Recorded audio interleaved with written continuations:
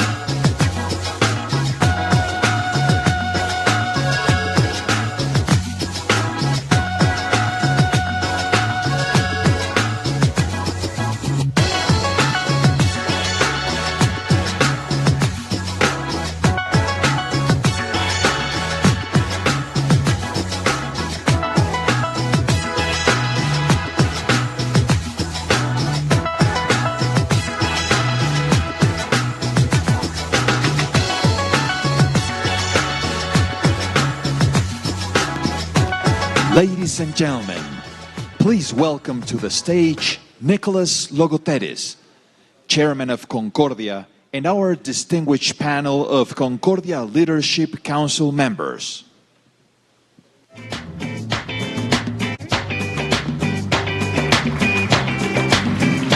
Not so bad.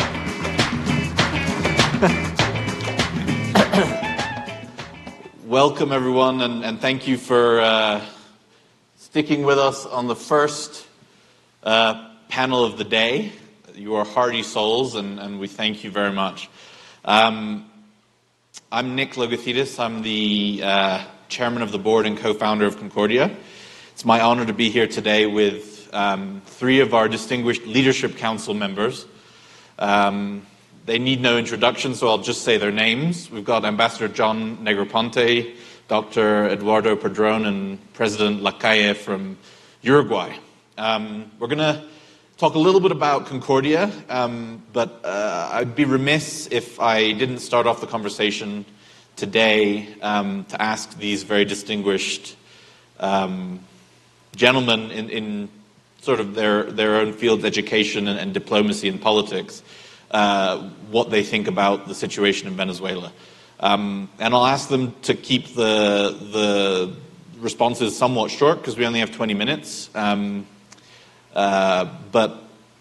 I guess my question is, we're going to be talking about Venezuela a lot today, and there are people that know this topic far better than I do. It seems to have reached, the situation seems to have reached a point of, as President Uribe said yesterday, stagnation. Each side is dug into their respective positions, and the Russians and the Chinese on one side are supporting Nicolas Maduro, and the most of the democratic world is supporting the interim president Juan Guaido. So, Ambassador Negroponte, to start with you, what do you think happens next, and how do you think this stagnation can end? I think stagnation is the right word. I recall yesterday that President Duque used the image of the man who's beating his wife in the apartment building, and everybody knows that it is happening, but the next morning everybody just calmly walks out to the elevator as if nothing had happened, and they all greet each other and go on their merry way.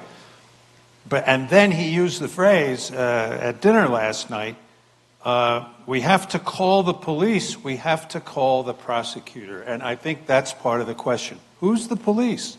Who's the prosecutor? Who's going to make this happen? And I don't think that's clear enough yet. It's a very difficult international system problem, and under international law, there's no clear-cut way of dealing with this through the use of force, unless there's a UN Security Council resolution or something like that, or the legitimate president of Venezuela, Mr. Guaido, calls for external intervention. But clearly, more pressure of various kinds, I think, is needed. Nick, I think that your question, I don't know that anyone has the answer to your question.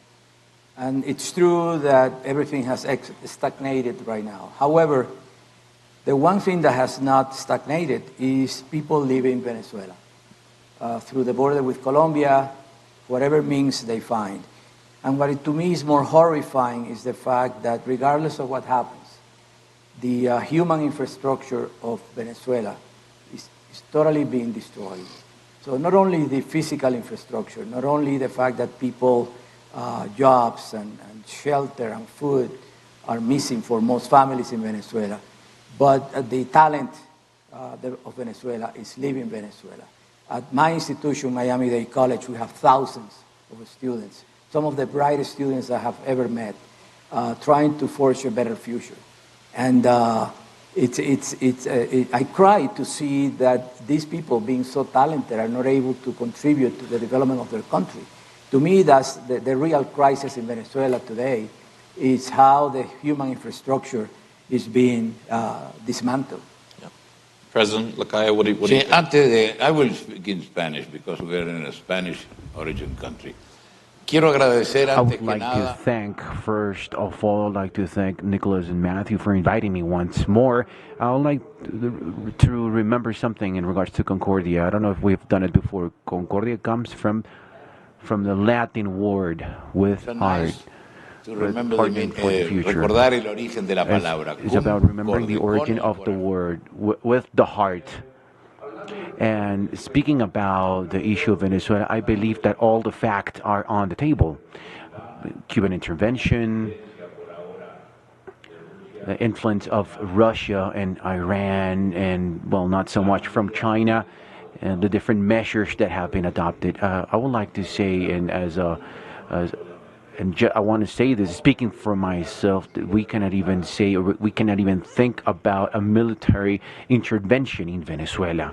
Military intervention in our story of our countries. It's a black history. It's a story where we have revealed against once and once more in the 19th century. So I believe that military intervention is something that not even the military leaders of the U.S. would advise. This would be a real revolution in the continent.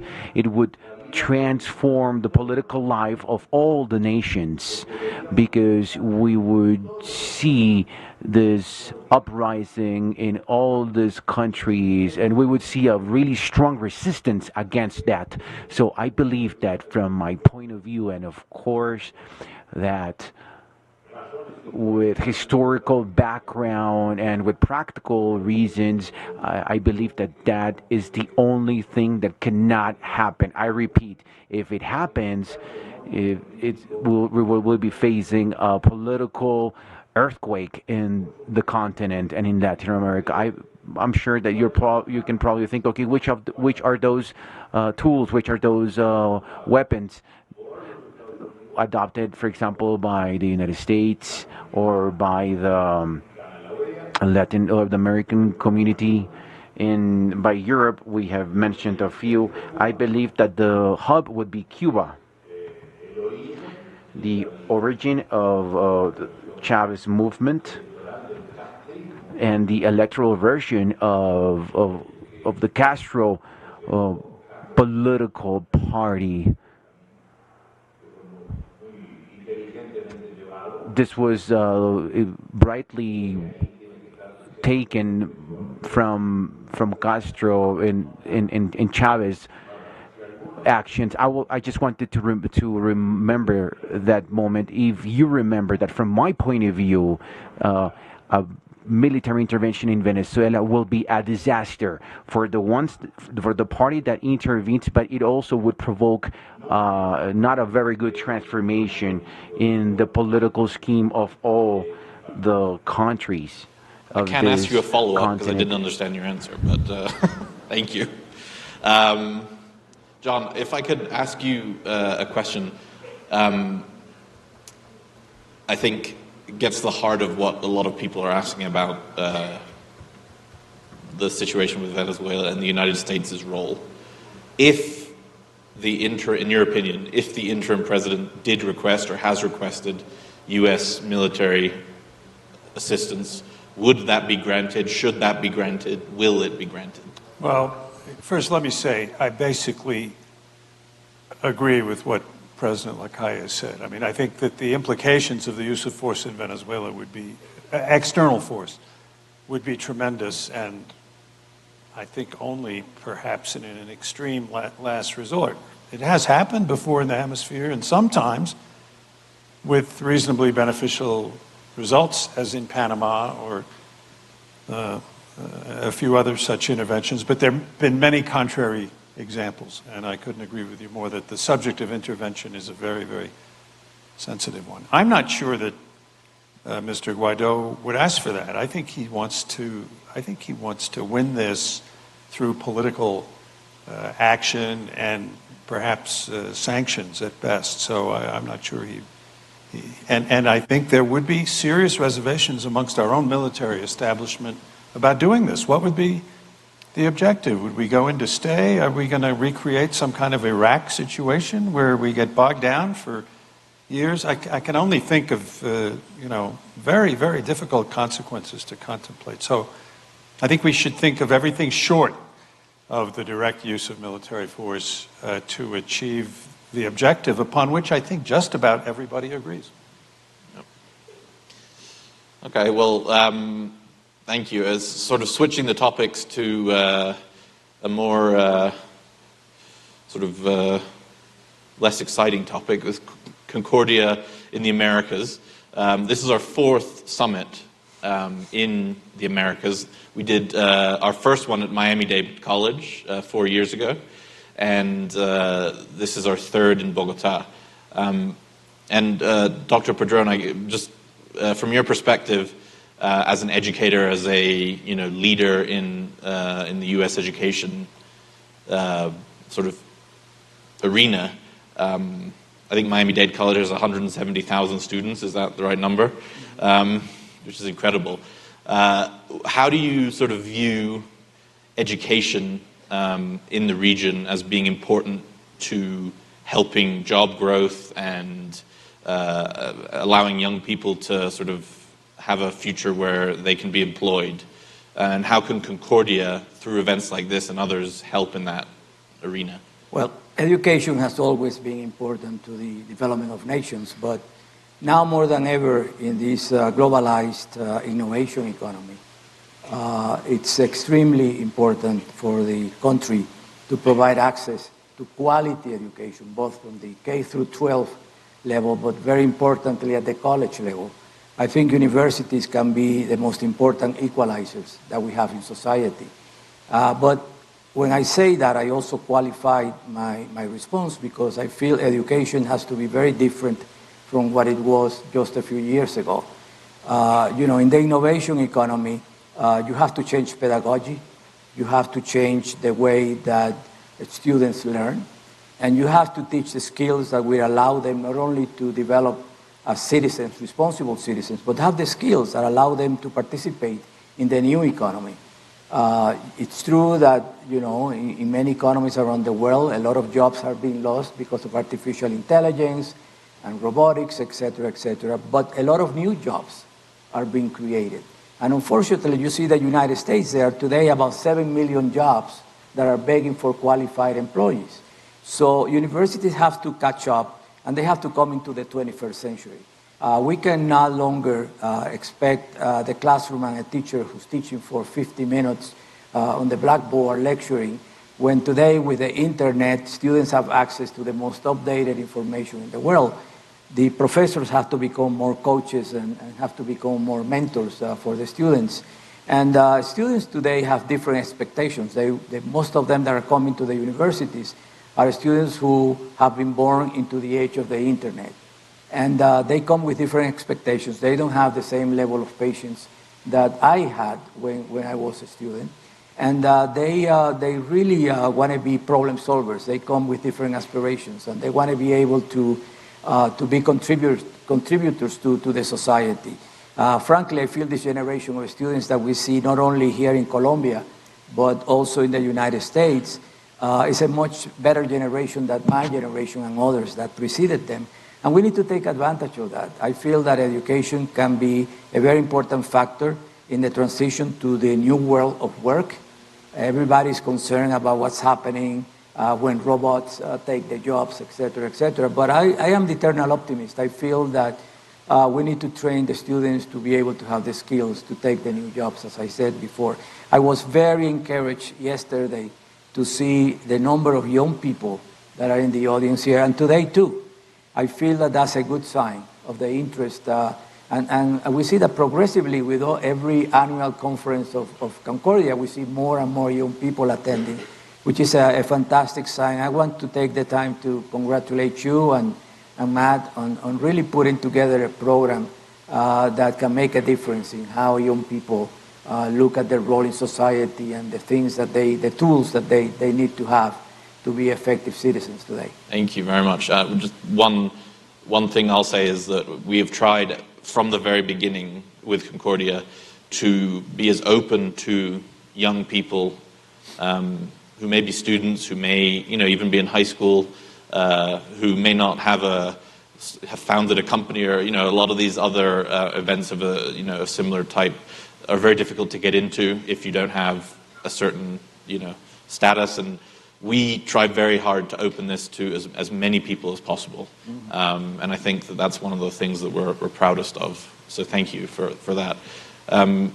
President Lacalle, how do you view the role of an organization like Concordia in the Americas?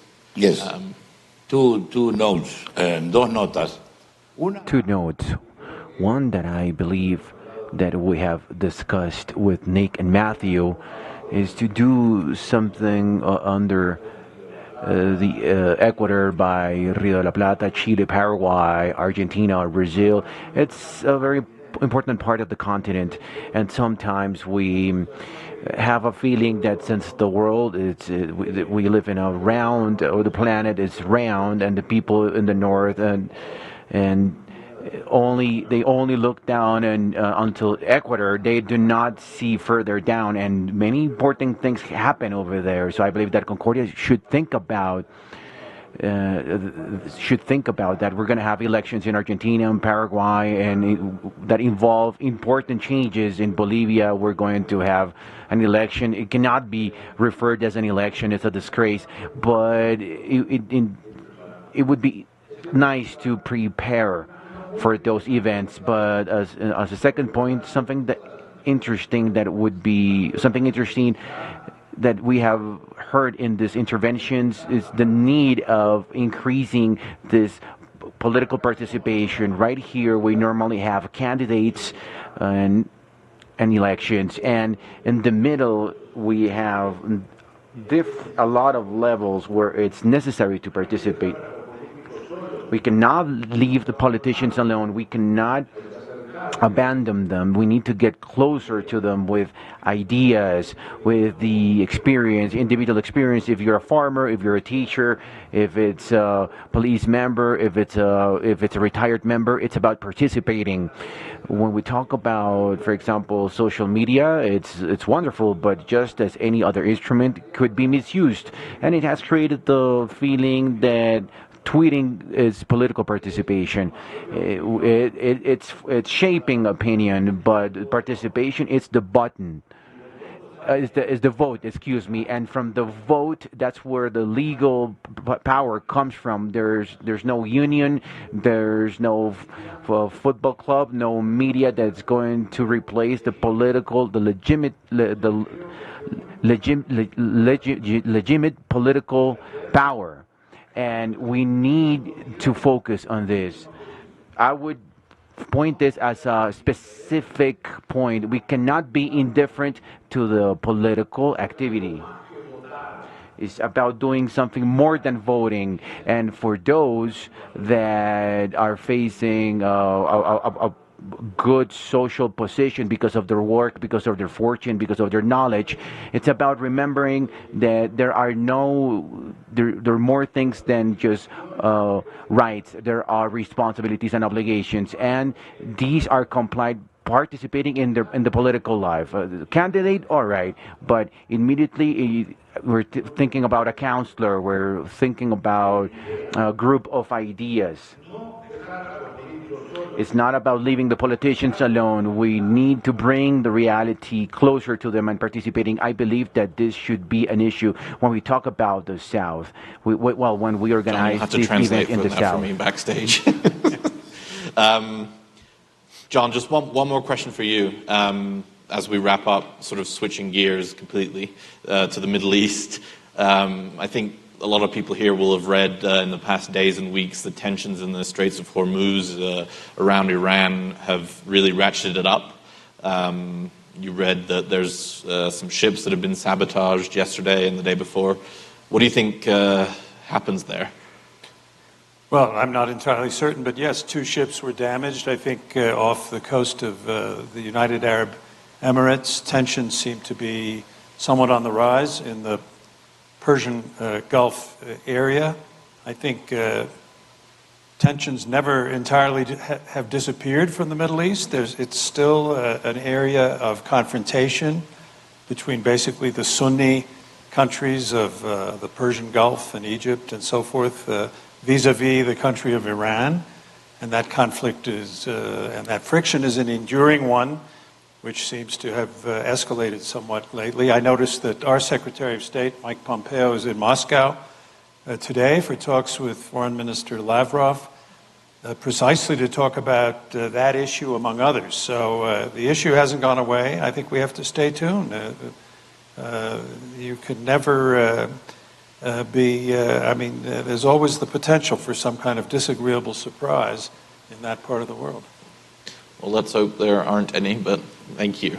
All right, everyone. As the chairman of Concordia, I need to make sure we keep on time, so the clock just went to zero. I wish we had more time, but I'll just say something for 10 seconds, which is that these three gentlemen and the rest of our leadership council are really the backbone of support of Concordia. They help us in ways seen and unseen. And we really couldn't do it without them. John has been with us since the beginning.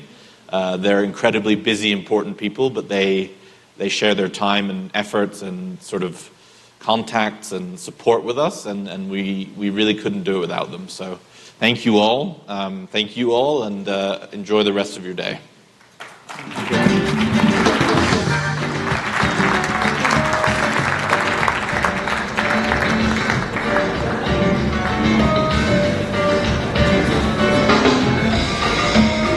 Welcome to the stage Administrator Mark Green of the United States Agency for International Development and Matthew Swift, co-founder, chairman, and CEO, Concordia.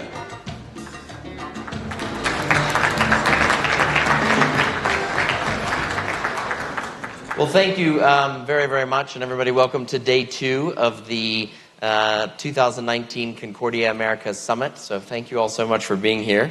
It is a real honor and privilege to be sitting once again with Mark Green, who is the 18th USAID Administrator of the United States. And we, for those of you who were here last year, saw Administrator Green present and talk about a number of issues, including the work that USAID is doing in the region in Colombia and what is happening in Venezuela.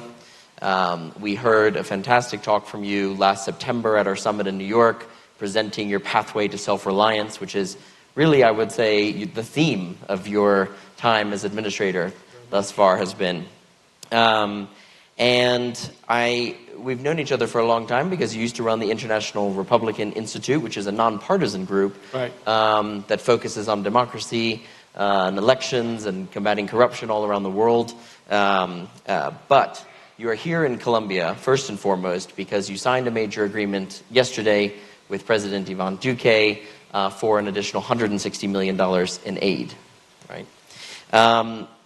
But before we go to some of those things, and specifically what you announced yesterday, it would be great to talk a little bit about Venezuela and talk about how things seem to be continuing to deteriorate, not just seem, they are continuing to deteriorate.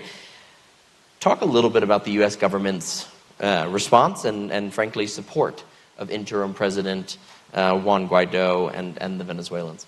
Great. Well, thanks, Matt. It's good to be with you again. And we were talking about it backstage, but Concordia is becoming a thing. Congratulations. It's wonderful. It's a great gathering. Yes, Venezuela. So, I think it's important to take a step back and remind ourselves where we are. So it's not just the U.S. 54 countries have recognized interim President Juan Guaido as the legitimate head of state until free and fair elections can be held. I think more significantly, we're seeing that he has the mandate of the people. And we know that Maduro clearly does not. You can see it in the crowds of protesters who have come out in Caracas and elsewhere despite extraordinarily brutal crackdown measures by Maduro. More importantly, you've got 4 million Venezuelans who have voted with their feet and have fled the country. That's a clear sign of Maduro's lack of legitimacy in ruling. So we recognize Juan Guaido as the interim president, and at his request, we have tried to do a number of things. First, we have pre-positioned assistance, along with our allies, in a number of places for eventual delivery into Venezuela, and that's now nearly 550 metric tons of supplies. On top of that, again, at Juan Guaido's request, we have provided humanitarian and democracy assistance to a number of countries that are hosting Venezuelans who have fled, in particular Colombia, but others as well, in an effort to try to work with our partners to ease the burden that they face as host communities. In a couple of weeks' time, just to give you a preview, we're going to announce a brand new effort using one of our innovative challenge mechanisms to bring in new partners and partners who want to embrace creativity as we all look to find ways to supply relief to Venezuelans, but also to begin to look towards Venezuela's very bright future, which we think is ahead. Are you optimistic that this is a return to democracy, or is it something else? What is it? Well, I'm an optimist by nature, and I'm a democracy guy by nature. Yes, I am optimistic about the restoration of democracy for several reasons. Number one, take a look at the last time when Venezuelans were given the chance to vote. They voted for Juan Guaido in the National Assembly. I think they spoke loudly and clearly as to what they want. They want citizen-centered, citizen-responsive governance. Secondly, again, I take a look at the courageous leadership of Guaido and his team, who have been calling for democracy despite the crackdown and brutality that they're facing. That makes me optimistic.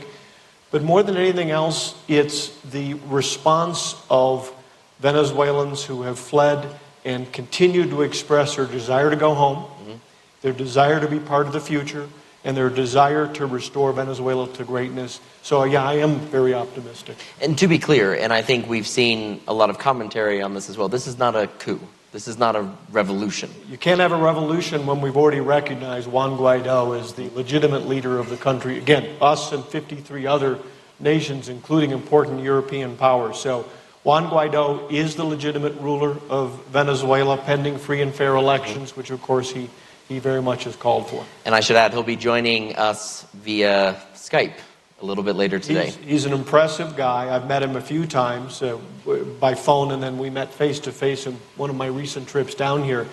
I'm impressed with his courage. I'm impressed with the team around him. They know how difficult this is, but they also have very inspirational plans for the future. It's real, and again, I think very much reason for optimism. So the $160 million that you committed with yesterday's signing, what does that mean, and what does that do? This is my fourth trip to Colombia since I've been administrator, not just because it's a beautiful place. How unprecedented is that, by the way? I'm not sure, and I'm not done, so who knows? But I enjoy my time here very, very much. But, look, it's much more than a partnership. It's a friendship. And it's a deep, abiding friendship based on shared values, which go all the way back to how each of our countries was born, fighting a revolution to a war of liberation, if you will. We believe the purpose of foreign assistance must be ending its need to exist. That's our philosophy as an agency. Where we find leaders who are willing to do the difficult things, to take on the tough challenges, to undertake the reforms that we believe are necessary for a journey to self-reliance and then prosperity, we want to walk with them. President Duque has made that clear. We're very impressed with the reforms he's undertaking. We want to walk with him. And so that announcement was all about that. Most of the countries where we work are not where Colombia is. Most of the countries where we work are in much worse shape. This is a country that is well along in its journey, though we all recognize, including President Duque, that there are challenges. Too many communities have been left out or left behind. There's a legacy of violence and illicit drugs that continues to, I think, haunt parts of the country. You're talking about Colombia? Colombia. Okay. Colombia. And so very much that $160 million is to partner with Colombia to help take on those challenges. One of the most interesting pieces of the work that we're doing, we talked about yesterday, and that's a land titling announcement that we made with the mayor of Ovejas, which is going to become the first city ever in Colombia to have 100% land titling. So we're going to see formalization of all land ownership there, which is a way of taking on many of those challenges for communities that have been left behind or left out or marginalized. So we're very excited about it. We think it's a great partnership for the future. And then just one other note to talk about this partnership. Again, this is a partnership based upon shared values. And I remember a few years ago when flooding hit Mocoa here in Colombia, we tried to help with some assistance, some emergency shelter. We felt it was our obligation as a good friend and a good neighbor. I don't think it was 3 months later when Hurricane Maria hit the U.S., hit Puerto Rico, and among the very first countries to respond and send supplies was Colombia. Wow. So it's a great, deep partnership. So you are, as we talked about earlier, the theme very, very much, I think that you've been working through the entire agency on is the path to self-reliance. Because I think people think about aid. Well, first off, I think people immediately think emergency response. They think immediate food, immediate medical, all of that. But you talk about aid a bit differently than I think a lot of other people who have been in your position have talked about it, which is how it can empower and how it can eventually stop. How is that going as an agency for you in sort of injecting that concept? Well, you know, it's born of my own experience. I lived in Africa a couple of times. I started off as a teacher in Kenya in a village. And I was always struck by, no matter how difficult things were, lack of running water, complete poverty, human dignity and the desire of human beings, communities, countries to lead their own bright future. Everything that we're doing is to try to build around that. I believe in sovereignty, and I believe in this instinctive need for people to want to lead themselves and shape their future. And that is at the heart of everything that we do. We build our programming around it, we build our conversations around it, and I have been thrilled at the response from our partners. As I've traveled, I've heard more and more from countries all over the world saying, yes, that's it. You know, we don't want to come and ask you for assistance. We look forward to partnering with you and to getting to that day when we can join you as a donor. And that really is what we're trying to achieve. All of your work, including your time at IRI and now your time as USAID Administrator and all of your time as Ambassador, talk a little bit about how you feel about the region, about Latin America as a whole. I know you're a natural optimist, but there's an element that's a realist, right? How are you feeling about the region? And do you think that we're entering a new phase where perhaps the global community will be spending more time focused on the region than perhaps in the past? I am an optimist. When I look at the Western Hemisphere, I see that we're at a crossroads moment. So we see lots of signs of progress. We look at the fact that Colombia's GDP has tripled in the last 2 decades. We look at the rise of the middle class in Latin America. We look at the growth in Mexico, the GDP growth. And those are all great signs of progress and hope. On the other hand, 8 of the 10 most dangerous, violent cities in the world are in Latin America. So we also recognize... 8 of 10? 8 of the 10. So wow. We all recognize that there are real challenges, the challenges of illicit drugs and trafficking. And the challenge I think you're pointing to as well, in some ways, the rise of authoritarianism. Mm-hmm. And I think it is a challenge for us. It is a crossroads moment for us. It's a challenge for those of us who are democracy guys, as I call myself. So 2 things. Over the years, what has changed, authoritarians have more tools than ever before. They no longer oppose elections, they steal them, they bend them, they take them over before election day comes. What hasn't changed are the aspirations and courage of everyday people. So the ladies in white in Cuba, who still, every Sunday, despite all of the harassment, all the intimidation, they still march for human rights. The Roman Catholic priests in Nicaragua, who despite all the attacks, all the intimidation, are still standing up for a peaceful change in Nicaragua. There are all kinds of signs of optimism in people. And so I do see it as a crossroads moment, but I believe if the U.S. continues to be engaged, if we continue to partner with reformers, I think this can be the Western Hemisphere's moment. I think this is, as Vice President Pence has called for, a hemisphere of freedom. I think that's really what we have to look for, and I think the chances are brighter than ever before in some ways. I think at some point, we were talking a little bit about this yesterday as well, is to do a study on Colombia and Venezuela the last 25 years and to see how important good governance is to everything. At the heart of everything. Somebody needs to do that study because it's unbelievable how... Yeah, I mean, so why am I optimistic? Because you've got 4 million Venezuelans who have fled. You've got the Venezuelans who have left behind. They see painfully what happens with authoritarianism, socialism, destructive policies. They've seen the worst. They can also look around and see the best. And they can look around and say, you know, that can be us. Mm-hmm. That's why Venezuela will see change, mm-hmm. and that's why the Western Hemisphere will, the Americas. One of the things that's been a constant subject at this annual meeting here in Bogotá is I think that public-private partnerships are seen at times as tools or vehicles of corruption. And we're working at Concordia to try and create a community where you can come into this space and have confidence that we are building public-private partnerships that are not vehicles of corruption. Talk a little bit just briefly about your experience with public-private partnerships and why they're important. Well, first off, I'm going to push back on one thing. I don't allow my team to use the term public-private partnerships because I think in the past we saw it as cover for things that we don't necessarily think are as innovative as they need to be. Instead, we believe in collaboration, co-design, co-creation, co-financing.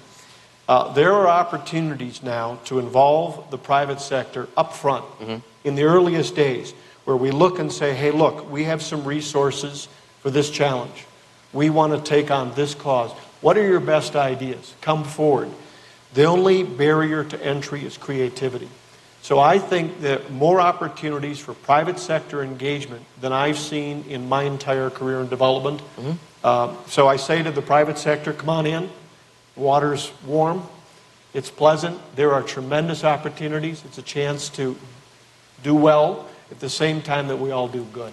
That's great. Well, thank you so much for coming, and thank you for yesterday's signing and announcement. I know it's been a buzz around Colombia today, so thank you so much. Oh, it's great. Great to be with you as always. Thank you. Thank you. Thanks, everyone.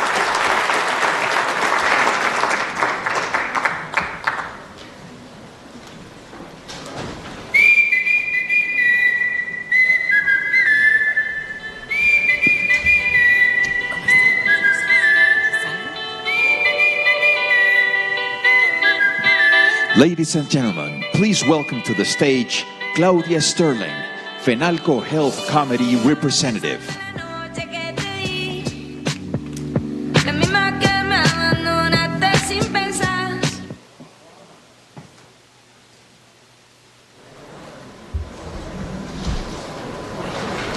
Buenos días a todos, ¿me oyen bien? Good morning to all of you. Can you hear me? Great. Okay, this morning we're here to tell you a story. This is Adriana's stories, and I'm going to tell you the story of those pharmaceutical managers. Are you aware of those pharmaceutical managers? Yes? Okay, one. Thank you. Okay, these pharmaceutical managers, we're going to talk about them. We have a great relevance when we talk about that individual need of medical supplies. This is Adriana. She's a wonderful woman. She's a 47-year-old woman from Potosí, Putumayo, but she suffers an illness that it's a rare illness. And she suffers terrible pain because this is a very painful illness. And she decides to go to a healthcare center in Potosí. This is too sophisticated for Potosí, all right? This is in Putumayo region. She consults with her physician, and her physician says, Adriana, so for you to go back to your normal life, you need to buy medication contemplated within the mandatory health plan, but at the same time you have to consume or you need to buy another medicine that it's not included within the plan. Well, what does she do? The medicine that she can buy, that she can purchase in her own plan, it's simple. She goes to the EPS and she immediately goes to the drugstore. But for the other medicine, she needs to follow a more complicated problem where her doctor is going to prescribe this through something known as the MIPLEX process, which is software from the health minister. And so this is software from the health ministry where the doctor prescribes this, and if the medication is not there, she needs to present a tutela action procedure. After this, we're going to look at these schemes. Let's analyze the medicine or the medication that it's included within her health plan. She goes to the drugstore in order to acquire this prescription medication, but she has no idea about all the different things that are behind the scenes so that she can have access to this type of medication. So what did the health services had to do before? They had to manage, or they had to work with a pharmaceutical manager that needs to have enough inventory. He needs to buy or purchase this pharmaceutical product so that Adriana can have access to the medication that is contemplated within her health plan. She needs to contact this pharmaceutical manager among hundreds of providers, of suppliers, because they need to have enough inventory for Potosí, Putumayo. And then this pharmaceutical manager buys the medication, contacts the labs and the importers, and it is a qualified purchase. This is a purchase where they need to guarantee that these products are the correct products, no contraband products, so that she can have the best products. They purchase this medication at market prices, and then the pharmaceutical manager purchases this products. When Adriana purchases these products, all of this medication arrives to the distribution center. All the pharmaceutical managers, we all have something that we know, the big distribution centers, which are these huge warehouses in the suburbs of the cities, where all throughout the national territory we have this medication properly stored, ready to be distributed. We are the only stakeholder of the system. We can say that we have presence in all the national territory of Colombia. You find a management point in each department of Colombia. Well, all of the managers that are part of SEMI, I'm saying crazy stuff, that we are FENALCO affiliates. All of the FENALCO affiliates, we're talking about 8. We operate in 80% of this contribution regime. This is a major contribution. After doing this in the distribution centers, they receive the medication, and we need to be accredited. We need to have the right accreditations in good manufacturing and warehouse practices in order to receive this medication, and then we distribute that to all the points that are found in the national territory. This distribution to pharmaceutical companies and drugstores, where Adriana, for example, picks up the medication, and the transportation to these points, this implies a series of specialized issues and specialized procedures. We need to conserve and we need to keep the temperature of this medication and the cold chain procedures. We cannot send this medication through normal transportation procedures. It needs specialized companies. And additionally to that, I'm getting ahead of myself, and additionally within the same transportation system, it needs to guarantee that while the container is moved from side to side, this warehouse procedures, it's the right procedure that is not going to affect the quality of the product. And we have some products that you are aware of them and that are controlled by the state, like morphine, for example, all of them that can cause addiction problems. All of these products are guaranteed of the health system through the pharmaceutical management, and these require specialized management. Adriana needs morphine for this severe pain illness. We need to guarantee that supply with really specific care for these very delicate procedures in control measures. And additionally, we need to verify all the time the date, the expiration date for each of these medications. And additionally to that, our work, it's not over here. Our great added value, it's the delivery of the medication. It's a delivery that when Adriana goes to the drugstore, it's not just going to a Safeway, for example, to pick up to buy some potato chips. No, what we do with Adriana, for example, it's a formal delivery. It's a formal pickup of products, something specialized with the technical measures and specialized personnel that help her with the procedure, the contraindications, and informs the customer everything related to all the care and the secondary effects. But at that point, it's at this point where the pharmaceutical manager is going to provide this information. And our job is not over here as pharmaceutical managers. We need to have this traceability and adherence. These weird terms are basically we need to keep an eye on Adriana. Since she's suffering of a chronic disease, we need to make sure that she takes her medication every month, so that she can have a better health condition. We need to guarantee that additionally to that, we need to avoid adverse reactions to this medication. If she suffers of allergies, if she has secondary effects or adverse reaction to this medication, as pharmaceutical managers, we have the obligation of helping her and recommend the right procedures in these cases where we have these adverse reactions, and that in a lot of cases it could go against the safe use of this medication. After all of this work, when Adriana receives all the delivery, the pharmaceutical managers have to charge to the providers of health care these medications. I think I'm a bit ahead, but just a little bit. All of this process takes 65 days. And all the managers, the pharmaceutical managers, have to do that in 48 hours right after the person gets the authorization from the medical provider.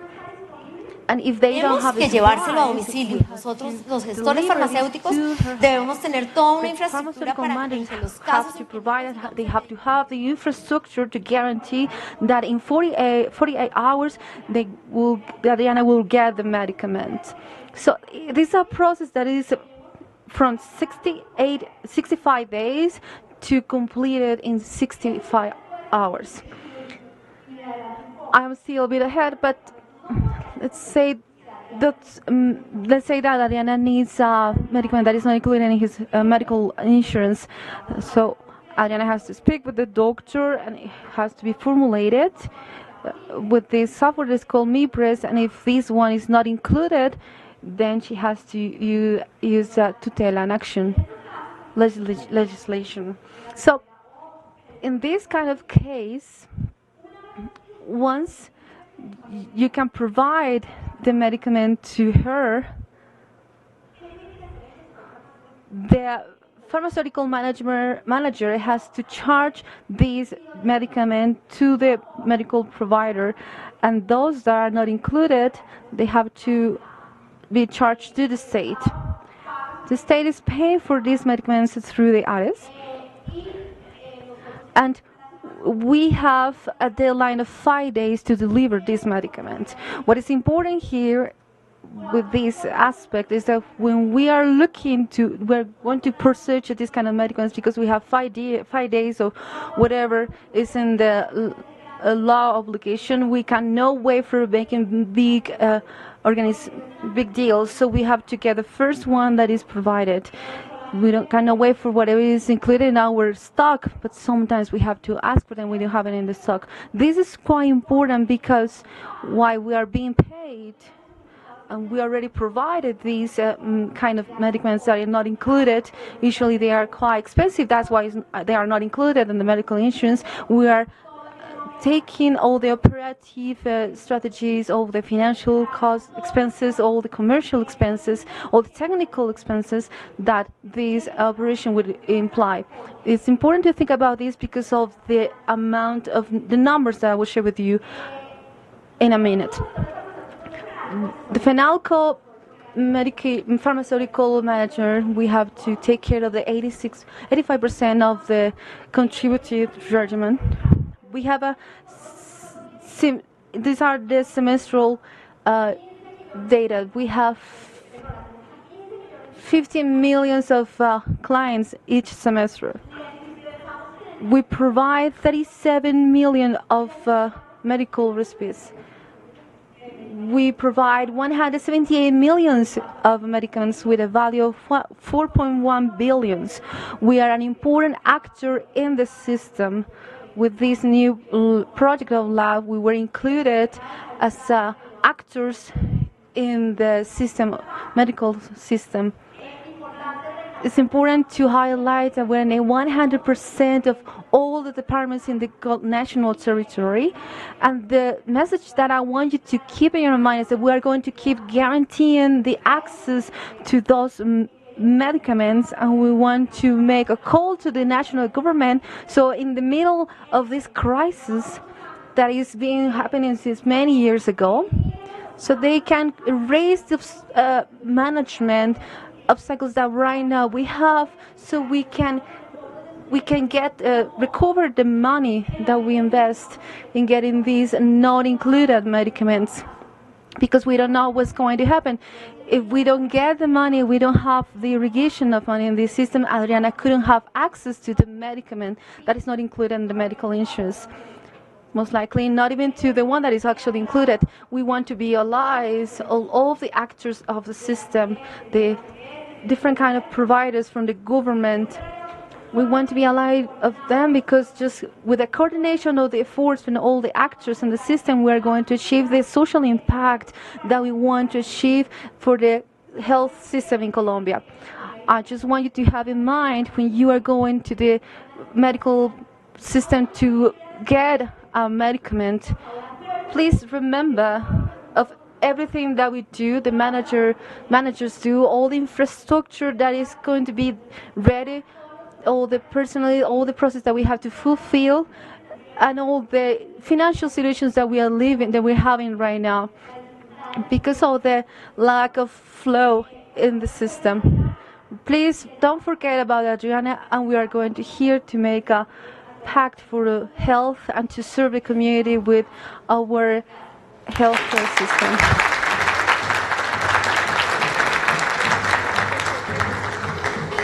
Please welcome to the stage Claudia Gurizate, Director of News, Noticias RCN, and our distinguished panel. Mis días a tu lado nunca han sido grises. Me gustan tus colores, todos tus matices. Andar por tu silencio sin poder sentirte.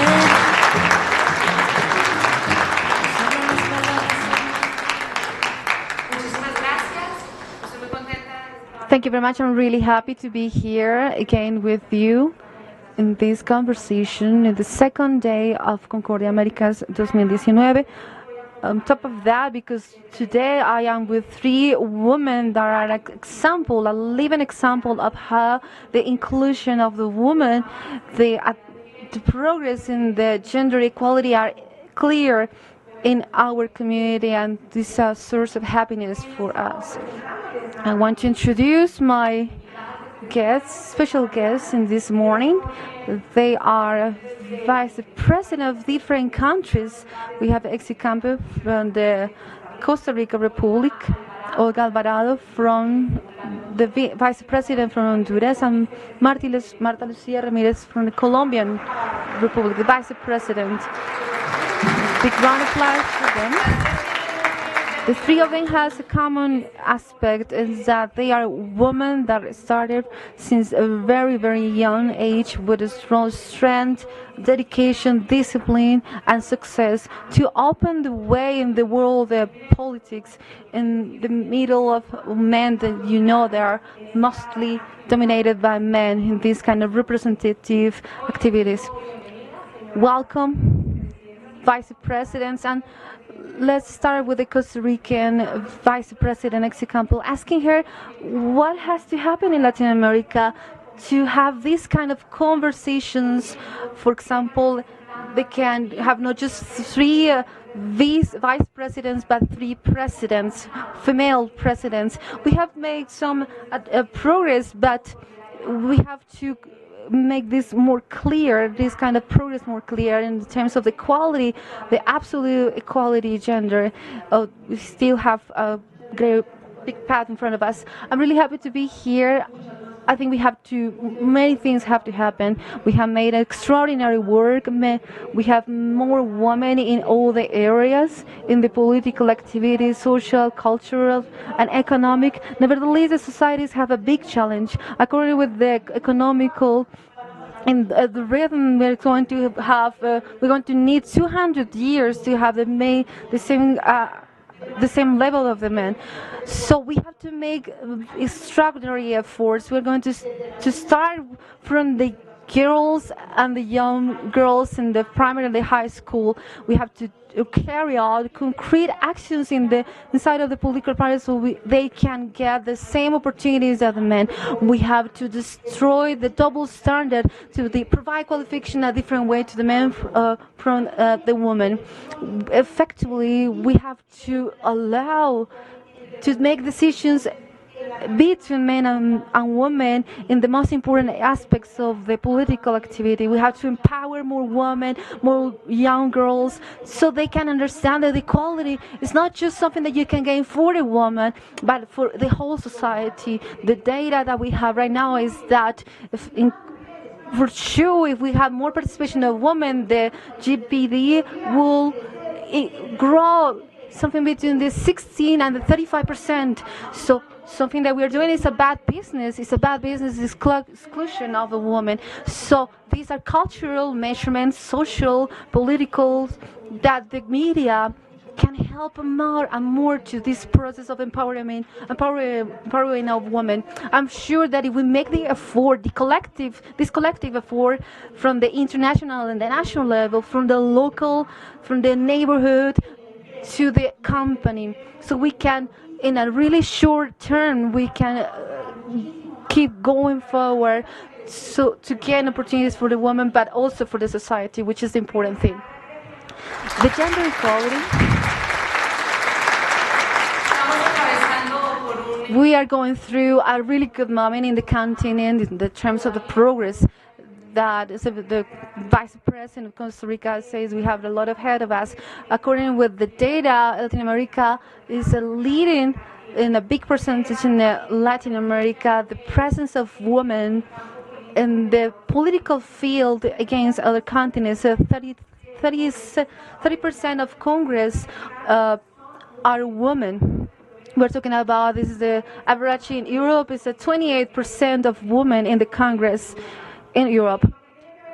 Something that is connected with the renovation, the data is also quite excited. We have new politicians in the lower cameras, which is close to the 30%.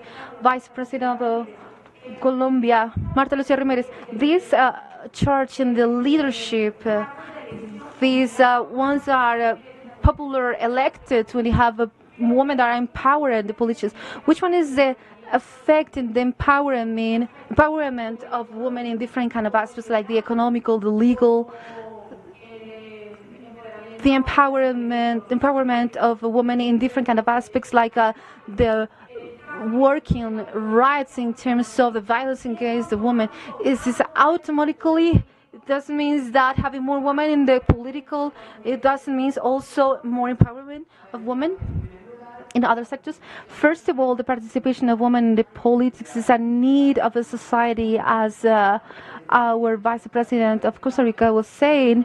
It's a very good business for the society to have more women in the political area, because when we get into the politic, I like a lot that you said the seek of the power, because we have to find a way to have access to the power so we can transform the society.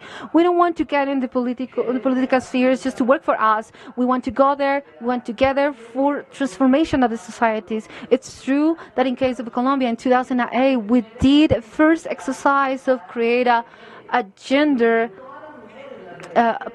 position, when we have all the women from right of left wing, like for example Pilar Corby and me, we have a total of different political positions, and we create a new legislation to protect the human rights of a woman, to affect the violence against the woman, and we work on also the access, the economy, the empowerment, the economical empowerment, because we have to shift to the participation of women in the leadership positions they can see in all the fields in the economy. That's why we have to insist a lot in education of the girls. As the Vice President said, we have to make them to be part of mathematics, studying mathematics, technology, not just sociology and psychology and other fields that they are used to study in the past. In terms of the political empowerment, we have to have more average. So these kind of aspects are not working. The participation of women is really low. Just the 20% of them in the Congress, 10% of women that are elected as a governors of a mayor. So we say that we have to insist in the political reform, in the access of women to the democratization of the parties.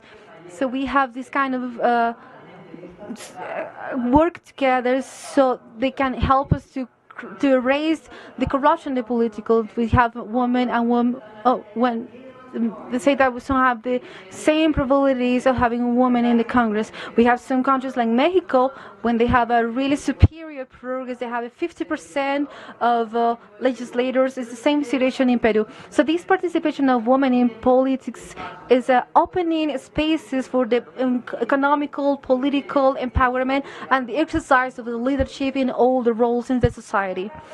I would like to speak with the Vice President of Honduras about Hillary Clinton effect. It was a big opportunity. It was a big dream in America. We thought that for the first time in America, we could have a woman in the as a president of really important country as the United States. She was really close, but all the political games made Donald Trump the president. This situation is still motivating, or is creating this motivation among all the women that are trying to open the way towards the political power in our region. Thank you very much, Claudia. First of all, good morning to all of you. I'm really proud to share this opportunity. We would like to greet you on behalf of my country. It's a privilege to share the space with you as committed women and committed with the region. Look,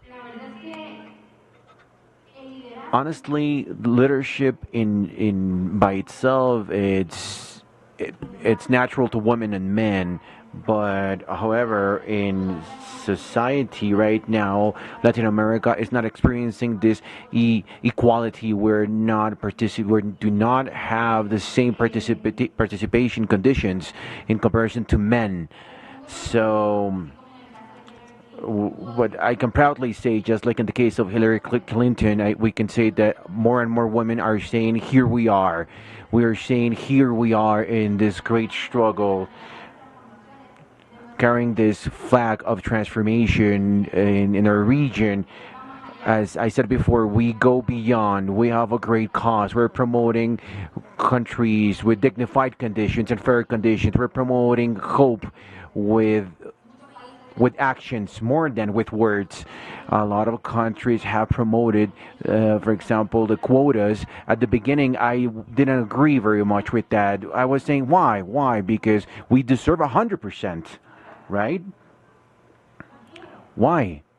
But at the end, it's our reality, and we need that. We need this process because it's a way to speed up a process so that we can have that window of opportunity to show our skills and consolidate our leadership.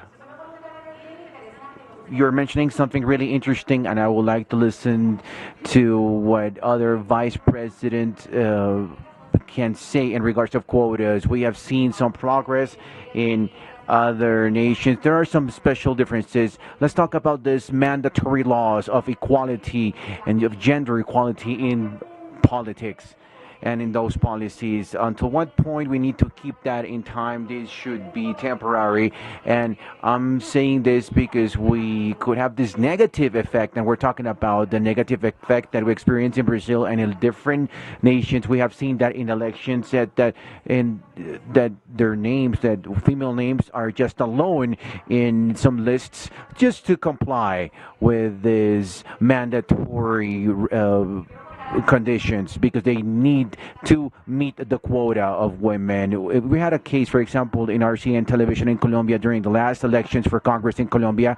We elaborated a digital platform in Colombia so that all the candidates, male or female, for the Senate or the Chamber of Representatives, so that they could have access.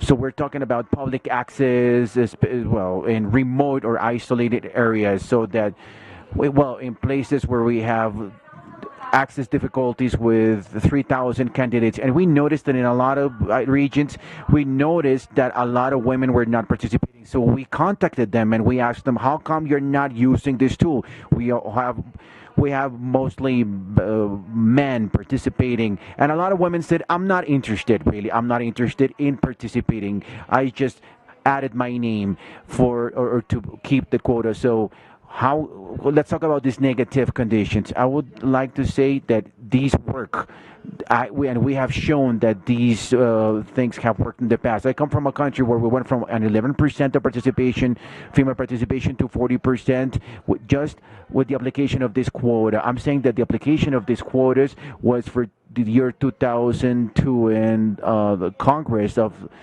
Costa Rica's republic. 46% of the spots are occupied by women, but not by any women. We're talking about competitive women, by women that have actually shown this service spirit, by women that have gone the extra miles. Well, and we can Vice President Ramirez can agree that we are running for this collective agencies when we need to run for this unipersonal positions. Okay, in this case, the empowering process is a lot more important and a lot bigger, but it has worked in some places. We need these initiatives to develop and to mature. And well, yes, these are temporary measures. How long? We are not sure, but actually, in this constitutional period, we had the first year was led by a 35-year-old woman, and this also proved that in this period of time,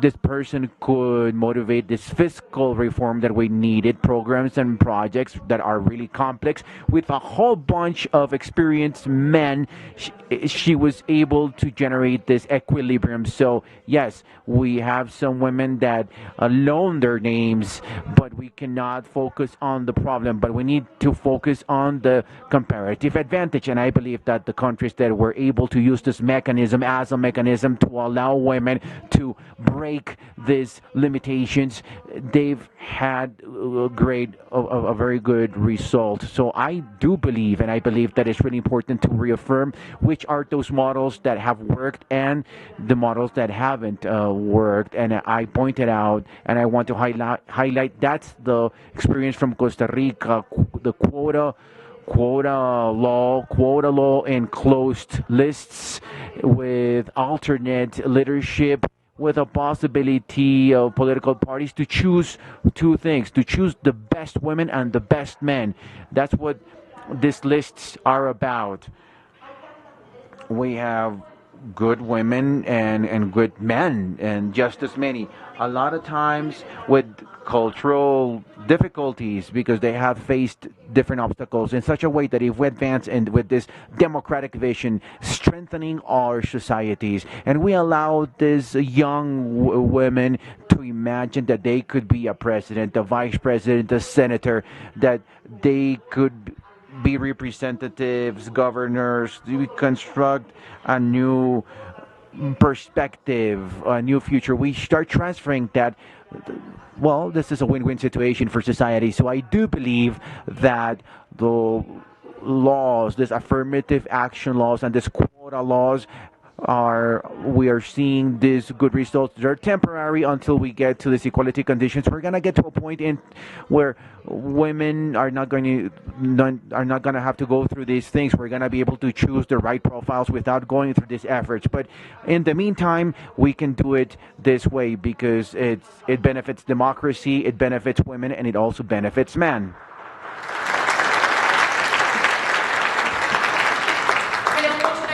I believe in that power of knowing what you want because they are the ones that they're going to continue with these steps because these laws have opened those spaces and opportunities and opened those opportunities to women. But we need to believe that because we do not want societies to choose us because of the law, because of how convinced we are as a gender, along with very important ideas. It's important to highlight it's not enough to be a woman. We need those democratic principles in order to be convinced. I absolutely agree, Claudia. I believe that these quota laws are a good start. This is just a starting point because we need cultural transformations in our societies. We need to be able to communicate that women's capabilities from this intellectual point of view and working point of view are just as good as men.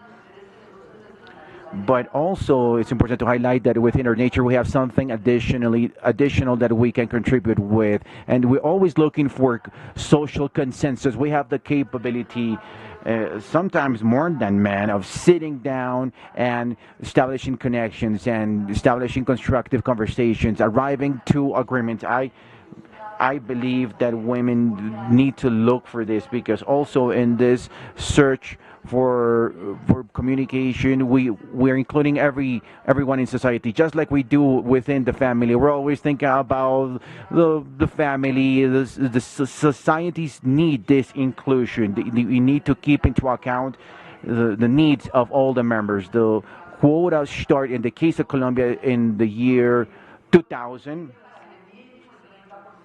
It was just the initial step so that we could have at the beginning 30%. Now we are at 50% of women in the cabinet, and this needs to be permanent. In the case of Iván Duque, it's the first time that we have equal conditions in this government, and I had a lot to do with these conditions, equal conditions in the cabinet. But it's the first time that we had a female vice president. I'm not actually honored.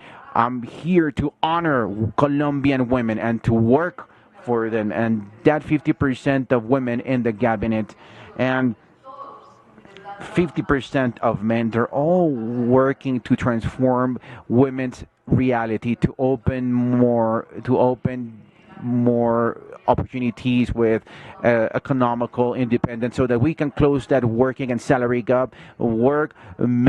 Minister is doing an extraordinary task in that regard. Each of the male ministers have their own commitments and challenges in order to guarantee better health access, in order to guarantee better access to land ownership so that they are going to be part of this productive projects, well, for example, everything that has to do with the substitution of illicit crops.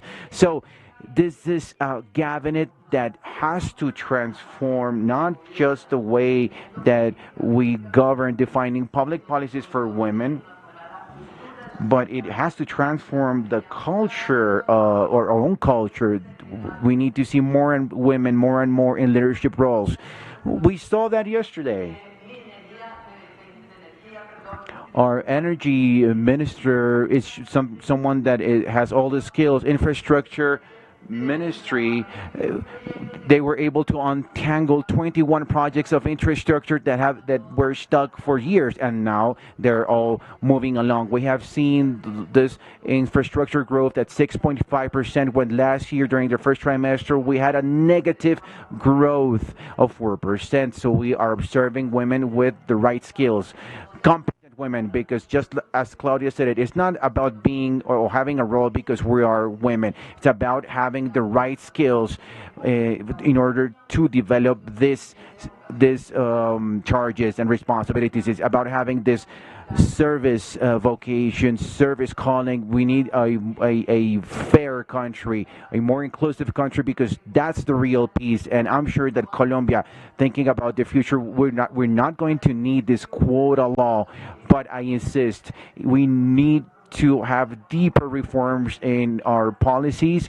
In our case, for example, I had to step out of the party, and I had to look for new support, because we needed to change the normal system of policies, because we need to have a more democratic approach, because I believe that we are aware of this under the table policies that we have seen, so that the Congress votes they need to respond to the projects that are really transforming our societies. So the fact of having a bigger participation of women because of their skills, and that this can be adjusted with these closed systems, I believe that we're gonna see really positive results.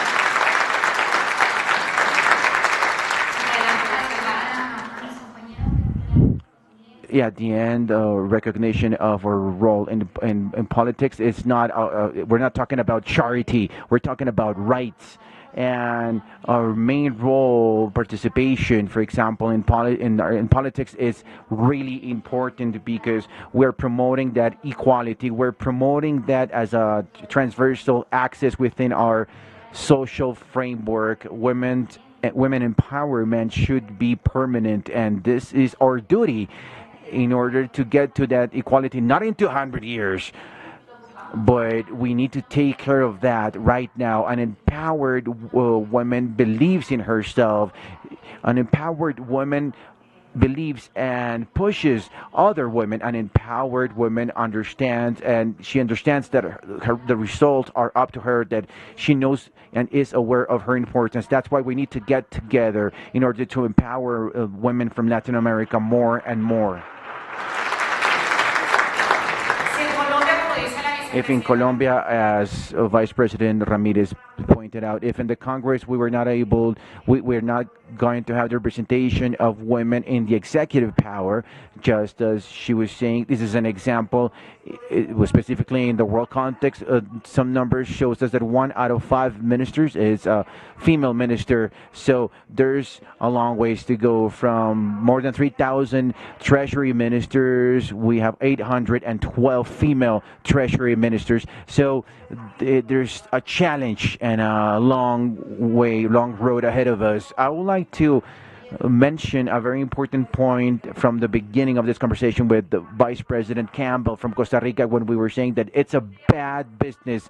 The fact that women are not empowered economically speaking. According to the World Bank, between 2006 and 2015, women's income or the participation in the formal banking system contributed to reduce poverty in the region by 29%. However, when we see leaders and company directors, this number reaches 21.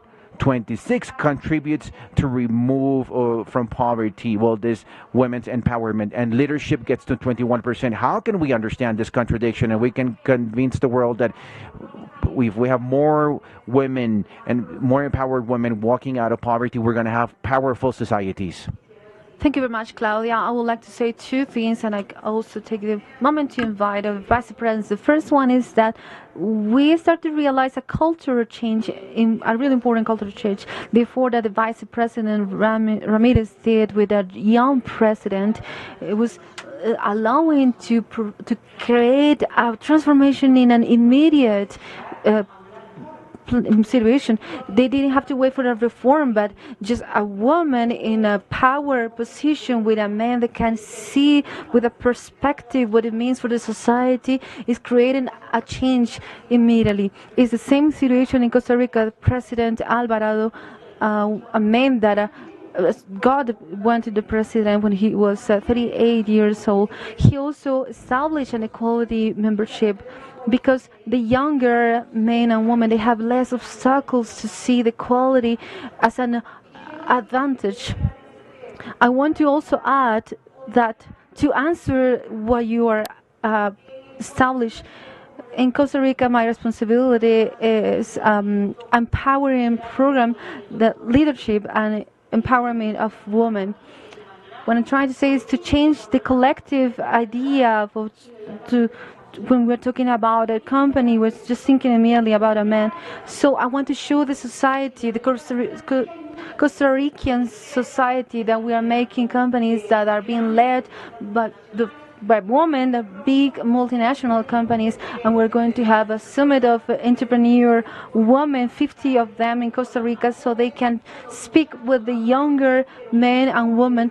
But I would like to say that in true, we have to take the word to get at least 100 entrepreneurs, women in Latin America. And we can show the other side, because the cultural change that we have spoke is going through the effect of the showing, the demonstration, for the certainty that we have companies in the international and national level that are led by women. We have companies and multinational companies that they understood the diversity and see including the woman as an economical sex, so they can understand the woman perspective and to go in different kind of aspects, so they can get more profits for the companies. So in the society, we have effects that are showing and that are adding economical value to the incorporation of women. Is a right also. This society of women and men, there is no question about that. But if we are doing this wrong and it's expensive to us, how can we make them believe or understand that effectively if we invest in power, in the poorer woman, then we're going to reduce the gap of inequality and poverty in our countries. So it's important to try to keep strength women in mathematics, engineers, science. We have to keep empowering a woman in the manager leads. I think this, yes, it's a good business. We are doing it right now. We have some initiatives that is allowing us to keep doing that. In the Latin American level, we have to incorporate more women in the population that is active.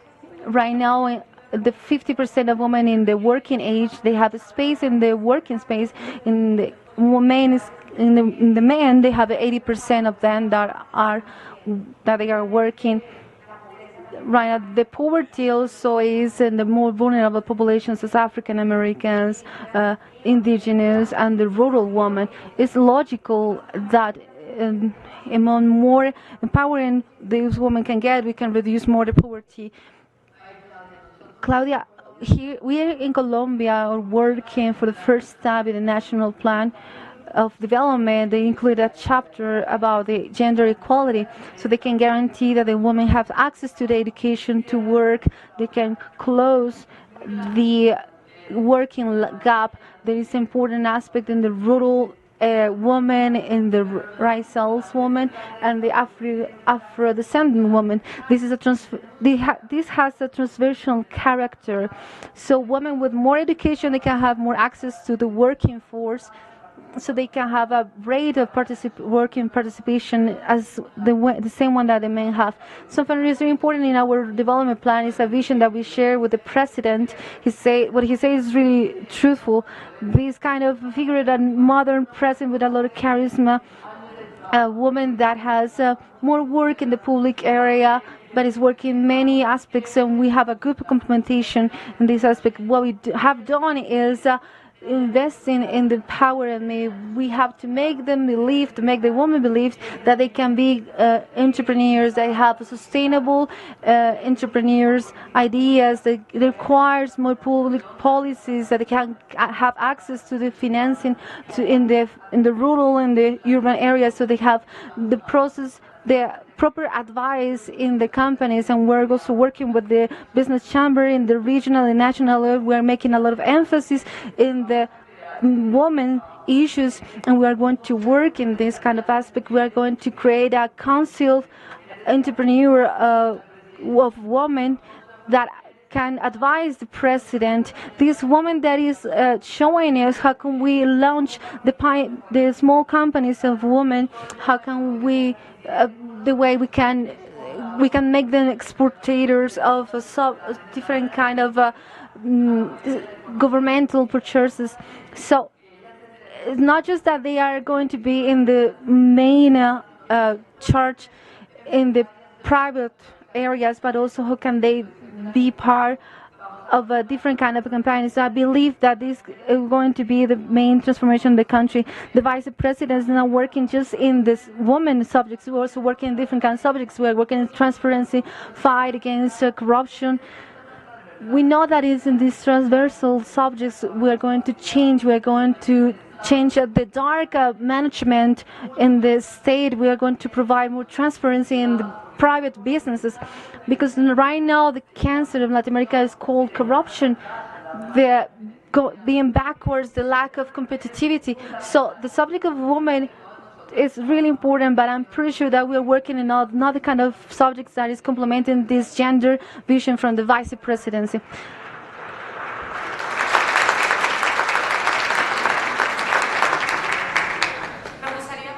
I would like to know, in Honduras, in the government, because you are the leader there as a vice president, what sort of activities you do in terms of the women inclusion, in terms of economic field?